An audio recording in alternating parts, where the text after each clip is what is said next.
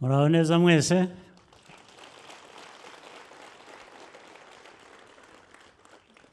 Ntabwo duherukana ku munsi nk'uyu, ntabwo duheruka kwizihiza no kwibuka umunsi wo kwibohora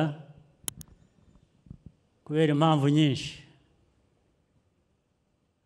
Ubundi twajyaga duhura, tugahura ku manywa n'ahandi n'ibikorwa byinshi byo kwiyereka, bizongera ikindi gihe mu bihe byiza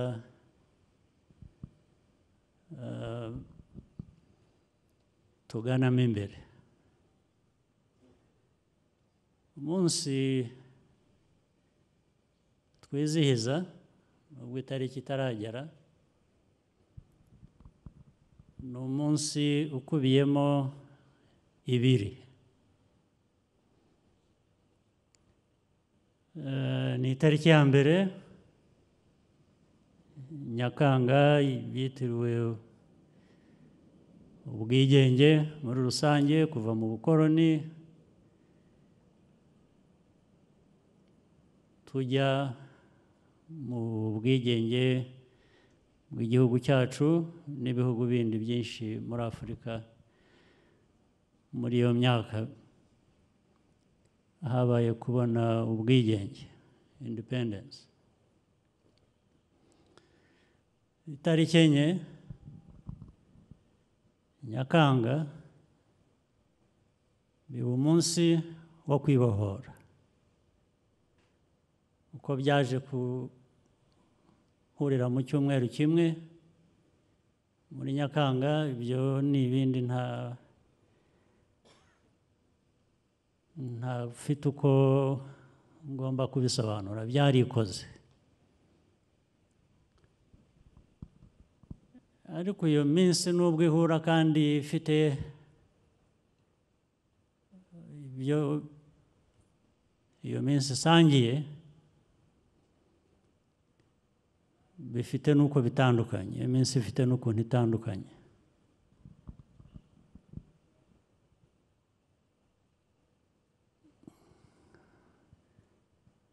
Itariki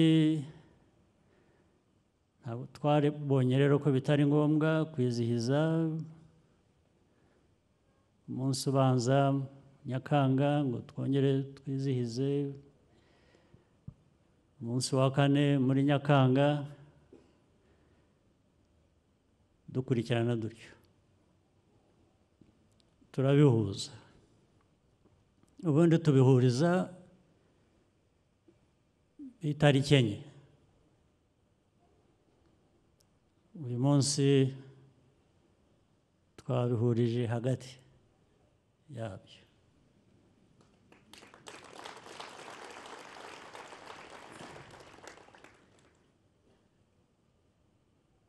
Umunsi w'itariki enye Nyakanga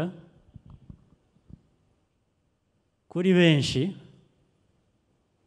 nanjye ndimo, ni nk'ubunani.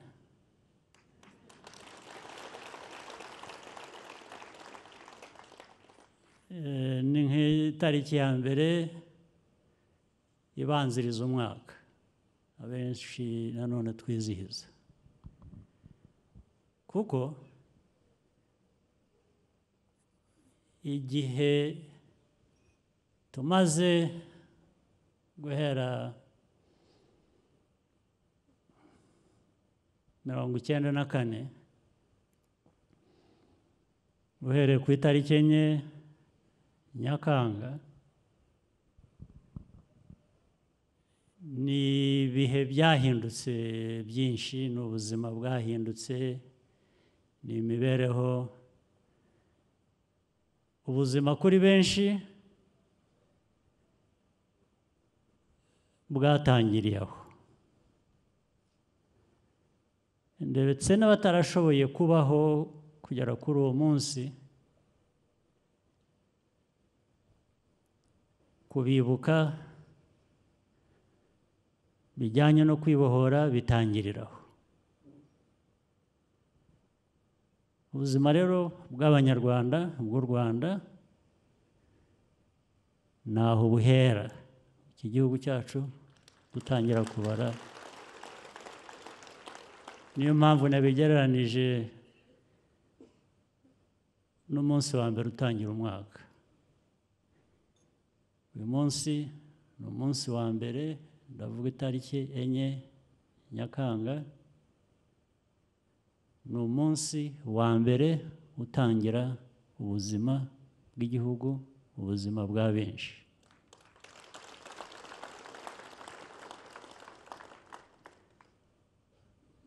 Nk'uko byagenze rero no Nyakanga, itariki ya mbere tubona ubwigenge, hari byinshi bikwiriye kuba byarahindutse, bikwiriye gukomeza guhinduka, duhereye ya tariki ya 4 ya Nyakanga. Tariki ya mbere Nyakanga, imyaka myinshi ishize, byiswe ko twahawe ubwigenge, ariko iminsi igiye itera imbere tugenda dusa nkaho twabishubije abari baduhaye ubwigenge ngo nimwikomereze n'ubundi ntitubishoboye.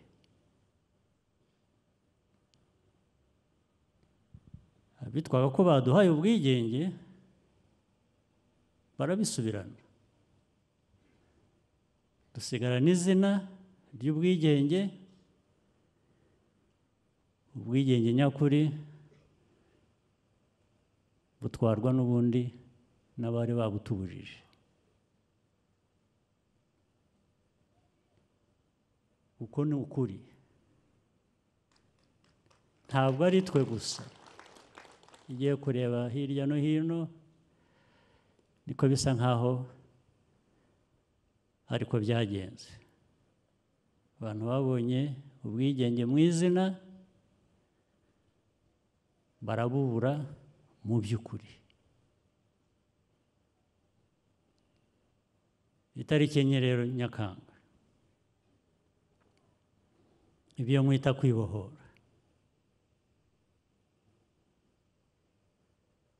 murashaka ko tuzibohora tukabisubiza nanone abari batumye bimera gutyo, cyangwa se abantu bakwiye kuba biteguye gukora n'ibiruhanije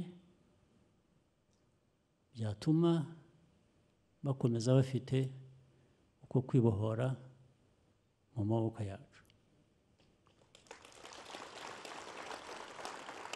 Ibyo ni uguhitamo, mugomba guhitamo uko mubaye. Nimushaka kubaho nabi muzabaho nabi, ibyo biranoroshye cyane.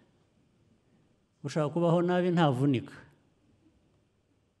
Ubwabyo kutavunika, agira icyo ukora, bikubeshaho kuko kwa nabi. Ntabwo bivunanye rero.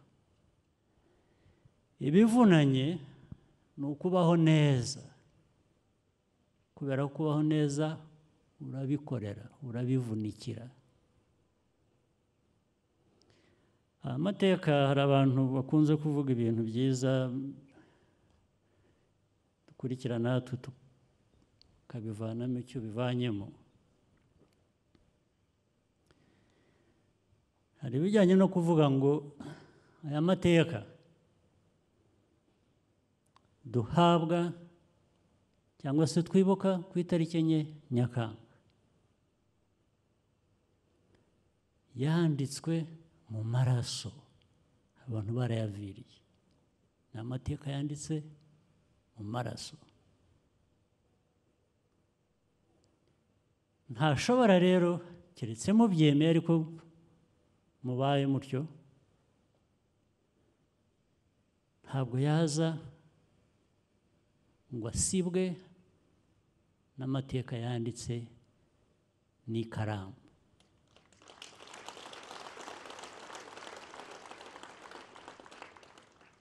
Hagati y'amaraso biriya bijya mu ikaramu ni ibiki?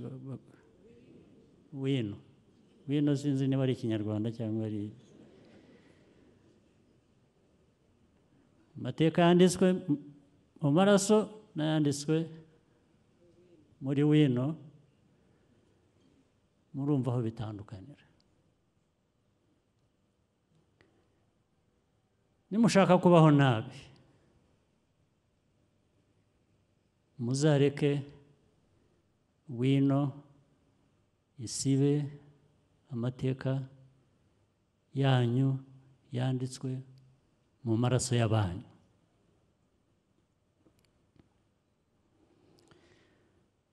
Ni na byiza ko mbibwira mwebwe muri aha abenshi muri bato, kugira ngo hano abenshi biganje no mu gihugu muri rusange, imyaka 18 kugeza muri 30 nibo benshi muri hano benshi.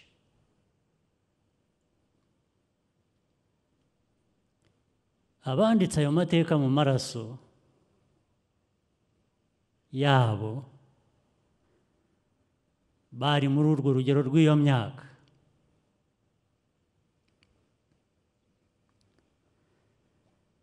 Mwebwe rero muri uru rugero rw'iyo myaka, abarimo ubu batari babandi banditse amateka, mufite inshingano yo gukomeza ayo mateka, niyo byaba ku maraso, kugira ngo atazasibwa na wino.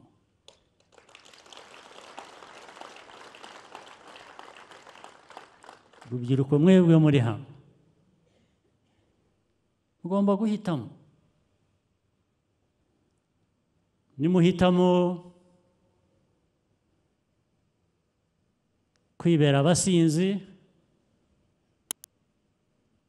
niba hari n'abaje aha ko tuhahurira bafite inyota nyinshi, ariyo batekereza, mubanze mu nyumve, hanyuma nimurangiza nababwira iki. Uwaje afite inyota aba yishyize iruhande gato, muntize amatwi, nabonye uyu mwanya mbabwire. Ubwo kandi icyo mbivugiye n'ejo cyangwa uyu munsi mu gitondo nahoze ndeba raporo ya Minisiteri y'Ubuzima, nuko banditse gusa bagasa nk'ababirata, ntibabisobanurire abantu ngo babyumve bamenye icyo kwirinda. Harimo imibare, harimo ibimenyetso, statistics zerekana ubuzima bw'Abanyarwanda, aho imibare igenda idasa neza, ibintu bigenda bitera imbere, kandi byinshi bikomoka, yerekana ngo ukuntu ngo mugotomera inzoga. Ndabivuga uko biri, ntabwo ndi bunyuruhande, ntabwo ari jye wabyanditse, ndasoma raporo. Ariko uko bijya hejuru niko byangiza ubuzima bwanyu. Berekanaga ko bijyana n'indwara zangiza ubuzima bw'abantu. Hanyuma se ka kazi muzagakora ryari? Muzagakora udafite ubuzima? Mujye mubyumva mutyo. Urabizi, ngira ngo abantu benshi batinya kubibabwira, kubera ko iyo yabwiye ubivuze asa nkaho ari we kibazo cyangwa bamubona ko we iby'amajyambere atabizi ngo ibyo ni byo bigezweho. Oya, ibigezweho bizahoraho ni ukudasiba amateka yanditswe mu maraso yanyu ngo muyareke asibwe n'inzoga, asibwe na wino. Wino tuvuga erega n'uyu munsi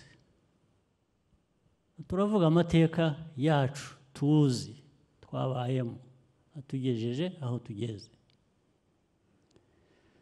ariko uzasanga abakoresha iyo wino kwandika amateka yacu uko bayashaka, uko bayumva cyangwa uko bashaka ngo abe, kugeza n'uyu munsi. Iyo ubonye ibyandikwa ku Rwanda kenshi uyoberwa niba u Rwanda ari rwa rundi rwacu tuzi twanditse amateka yarwo mu maraso yacu.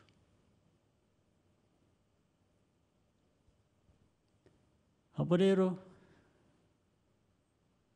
ni ukubereka ko ibyo bavuga atari byo. Iyo ushaka kwereka umuntu ko ibyo akuvuga atari byo, ntabwo ari ngombwa kurwana nawe.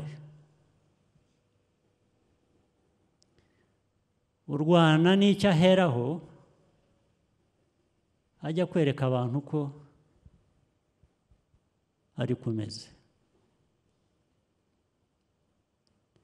Iyo uhora usabiriza, iyo uhora wemera ko haba umwiryane hagati yacu, iyo uhora uri aho wifashe mu mifuka ntacyo ukora, ugenda mu nzira gusa, ibyo nibyo ahera avuga ati dore abanyarwanda ni uko basa niko bameze. Ibyo rero uwabihaye abashaka kuduhindurira amateka yabibahereye iki?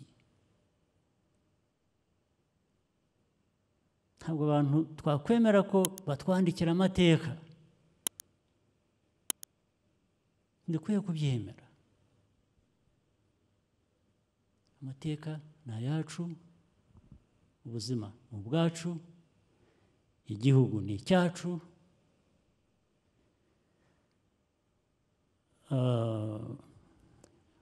No gusanza iwawe, no gusanza ahandi, urwo rugamba ushobora kurutsinda. Ariko wansanze hano iwanjye, mu mateka yanjye, mu buzima bwanjye, wampera he?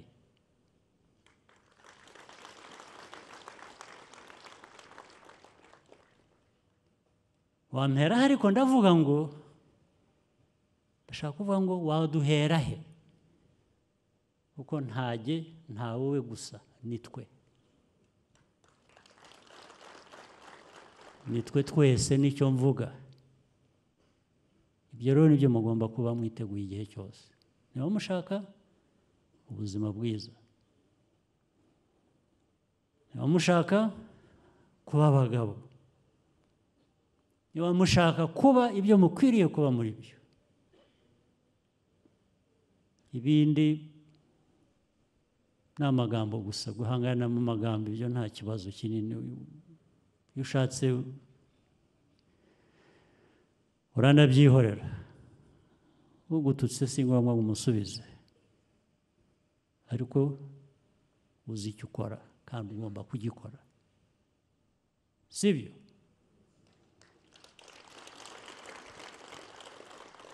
Nk'uko rero twari tumaze igihe nyine tutabonana,